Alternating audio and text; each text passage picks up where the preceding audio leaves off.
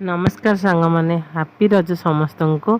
ये सकाळु स्वामी नहीं आसिले माछ जेहेतु पहली रज आज भी संडे अच्छी माछ नहीं आसते चिंगुड़ी माछ बड़ माछ से क्लीन करके सब पलि आसली आसी गाधे पाधे ठाकुर पूजा करके पलि आसली केक खंडे खाईदेली।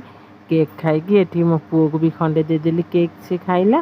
केक खाइला आम पिठा करी पिठा तरकारी ये माँ पुओ खाईदेलु। खाई तार माछ ये काटिकी पूरा फ्रेश कर रखी अधे फ्रिज रे रखीदेली अधे रोषे हे बोली बाहर करदेली।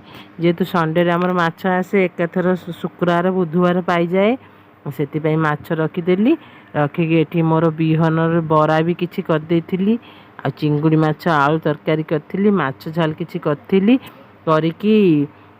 पुओ दी पुओ खायापी दे देती। आम दीज स्वामी स्त्री बसीगलु खायापी खाई जेहेतु आज रज जेहेतु एठी तो दोली नहीं बाहर से छुआ टे पार्क आड़े नहीं गली बुलायापी। आपण रज केमी कटिला कमेंट माध्यम निहाती कह रही। नमस्कार जय जगन्नाथ। Like share subscribe.